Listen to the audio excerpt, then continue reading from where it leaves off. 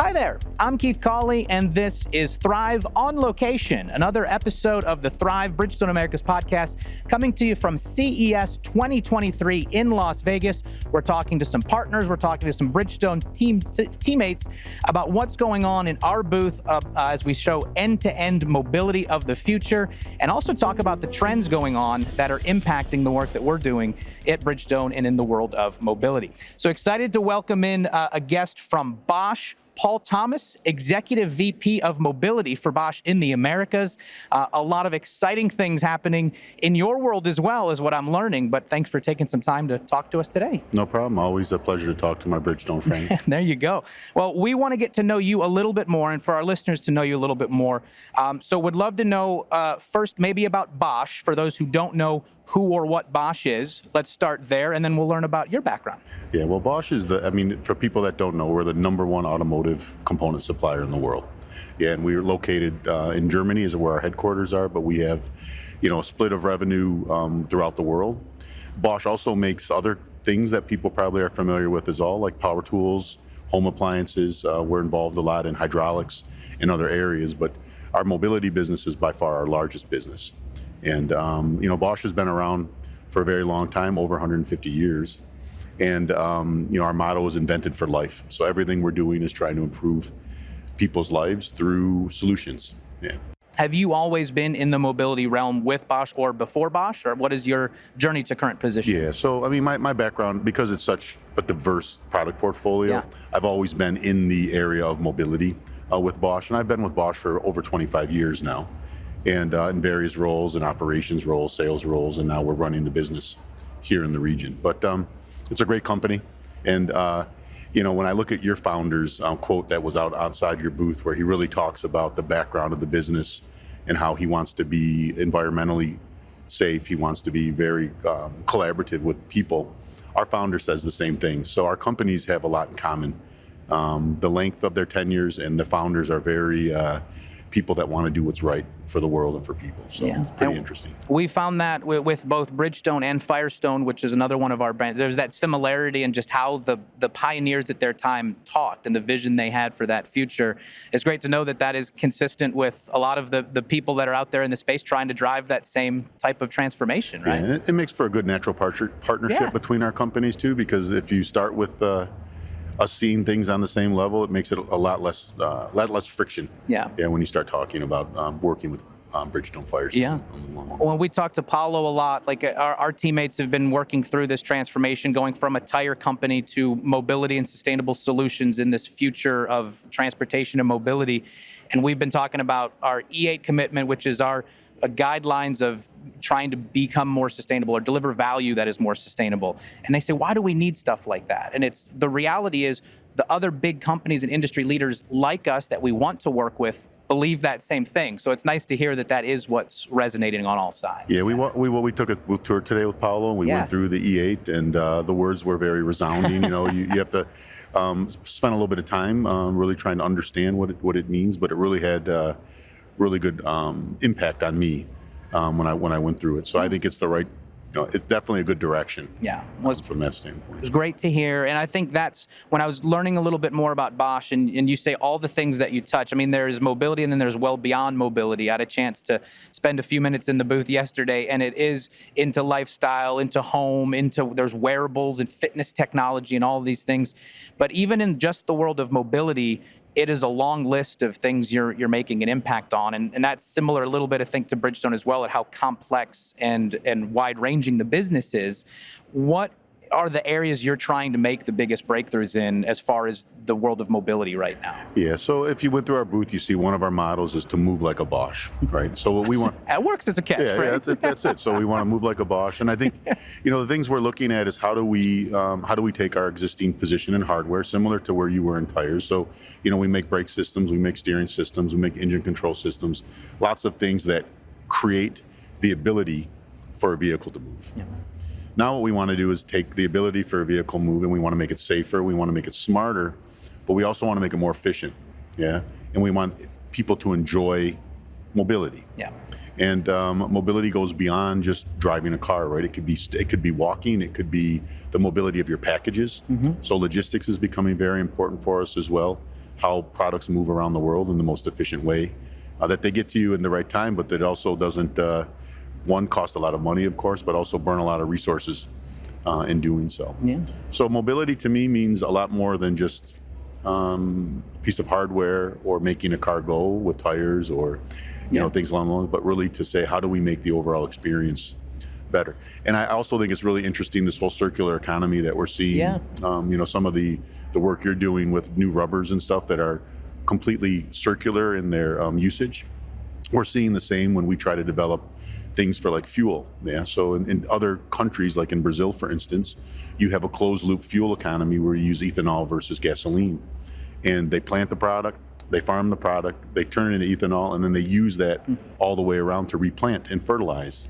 So I think there's a lot of things in common with mobility. It's no longer just, putting components on a vehicle and letting people drive. You've got to make the situation better. Yeah. And the resources aren't going to be there forever, so you've got to do it in more efficient ways. Yeah. I think that's one of the interesting things about the wide ranging of it is that, you could think where we used to be a tire company, we're evolving, so let's still focus on things really core to tires. And we are, but beyond, it's end to end when we talk about sustainable evolution. It's the manufacturing and the operations, what happens to the materials, where they go, as well as the performance of tires, how it performs with other things, and then the service aspect, the technology aspect. So the full end to end, you have to think about as you, there have to have been challenges as you think of going from a hardware company to something that is maybe somewhat less tangible to people. Yeah. What are the challenges you faced in that? Yeah, I mean, one of the bigger challenges, of course, if you have engineers or people that are used to developing something that's a piece of hardware, and now you're asking those people to change their mindset and develop a piece of software instead. We've spent a lot of time retraining our engineers. We offer apprenticeships programs to be more software developers.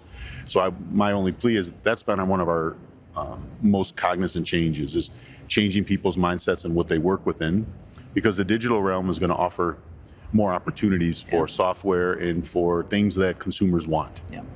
And we're at the Consumer Electronics Show, right? So we're not at the Automotive Electronics Show. Correct. So we have to think about the end user all the time.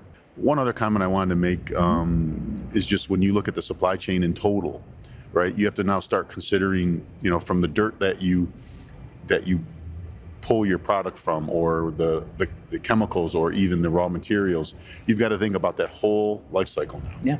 And that's something that's changed in mobility as well. And I like the responsibility that the mobility market is taking, and Bosch and Bridgestone are doing a great job of that, to be CO2 neutral in your production, but also to show people how to use products that can save energy. Yeah, and that's really important to me. And there's so much technology now inside of our products. Yeah. We did a press release 2 days ago, I believe, where we talked about all of our microelectronic MEMS sensors. And it's the tiniest device you could think of, but I'm sure there's one in this headphone, one in the headphones, or one of these microphones for sure. Well, that's what you start to see some of these booths at a show like this, and it's technology that you've never even thought about, and it's on the cutting edge, and then you come back a couple of years later probably and see how far things have come, because you talk about the opportunity that technology gives you, but it also gives the speed of acceleration of things that never used to be possible to move that fast before, which changes the game, right? Yeah, I think it's super impressive. If you go back 5 years, you asked me how long I've been coming to CES, and you look at some of the trends that were here 5 years ago and what we're doing now, some of them have moved extremely fast, faster than you could even imagine. And some have slowed down quite a bit. I mean, you look at level 4 autonomy or autonomous driving, that's slowed down a bit, right? But the consumers will need something like that going forward. So you've got to stay involved in all the technologies that we see.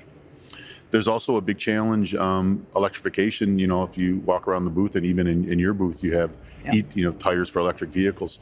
The transition from internal combustion driven vehicles to electric vehicles is also a large paradigm shift for the world, right? And that's something we're dealing with every day. But we want to be in both areas. Yeah. Right. So we want to provide products for electric vehicles like you guys do, and we want to provide products for internal combustion engine. There will be a transition for a period of time, right? It doesn't just end overnight.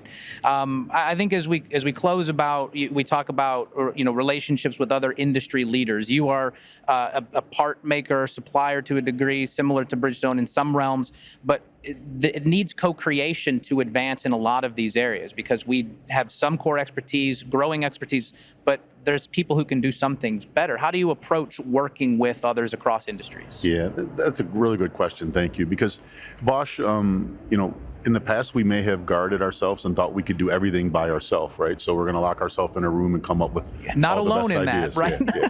But that's changed. Yeah. That's changed. It has to. So you need partners because you can increase the speed, and you're never going to think of everything on your own. I mean, the distribution is different, how you deliver your parts versus how we deliver our parts.